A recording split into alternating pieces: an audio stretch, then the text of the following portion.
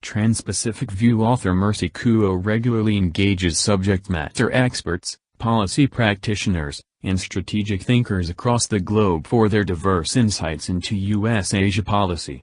This conversation with Harrison Akins, research fellow at the Howard H. Baker Jr. Center for Public Policy at the University of Tennessee who specializes in South Asian politics, is the 141st in the Trans-Pacific View Insight series. Explain the rationale and impact of the U.S. decision to stop military financing to Pakistan. The underlying point of contention for the U.S. decision is Pakistan's long-standing support for the Taliban in Afghanistan against NATO forces, leading them to stop military financing and push for Pakistan to be placed on the Financial Action Task Force's watch list for states deemed non-compliant with regulations against terrorist financing. Pakistan, largely through the inter-services intelligence, has long cultivated relationships with militant groups, such as the Haqqani Group, in order to promote strategic depth in Afghanistan. This is largely framed by their rivalry with India, seeking to counter Indian influence on the western border. The current tension between the U.S. and Pakistan is not new to the current U.S. administration but represents a long-standing problem between the two allies, as both states have used this alliance strategically to pursue their own national interests. From the U.S. side, this has shifted between the carrot and the stick, using military aid to incentive Pakistan to cooperate with the U.S. agenda when political interests in South Asia are high, such as during the Soviet and U.S. invasions of Afghanistan. On the other hand, when U.S. political interests in South Asia are low, such as after the Soviet withdrawal from Afghanistan, the U.S. has implemented sanctions related to points of contention between the two nations, particularly the Pakistani nuclear program.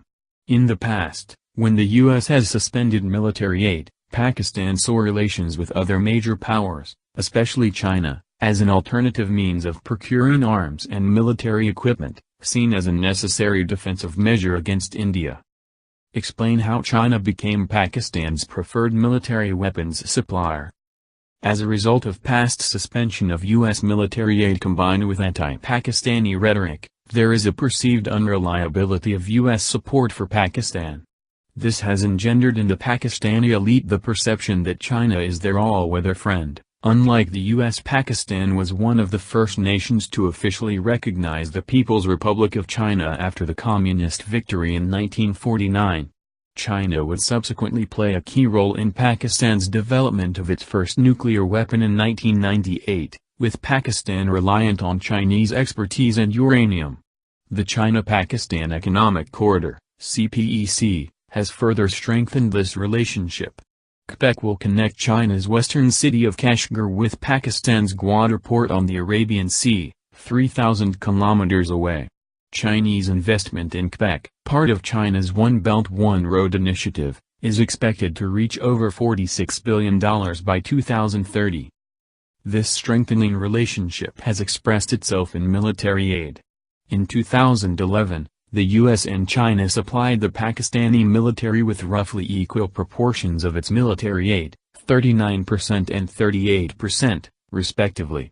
By 2016, however, that number had shifted with 63% of its military equipment coming from China and only 19% from the U.S. Pakistan is now the largest recipient of Chinese military armaments, receiving 35% of China's total arms exports. Assess the implications of the shifting military balance of power toward China and South Asia. The strengthening military position of China acts in concert with its expanding economic expansion in South Asia, with analysts seeing the more aggressive recent actions of China as a response to former President Barack Obama's pivot to Asia policy.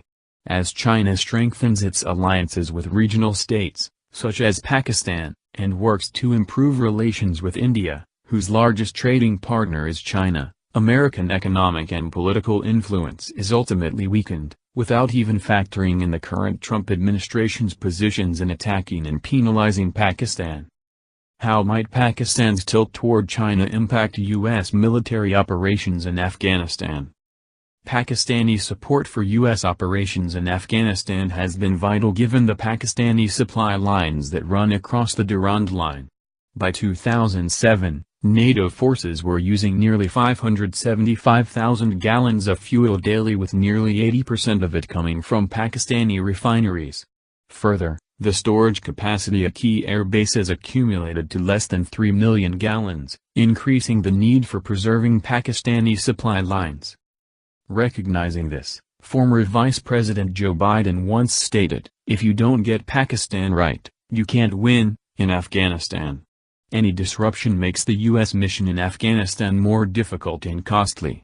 Such was the case when Pakistan closed the supply lines temporarily following the accidental deaths of 24 Pakistani soldiers at the hands of NATO forces on November 26, 2011.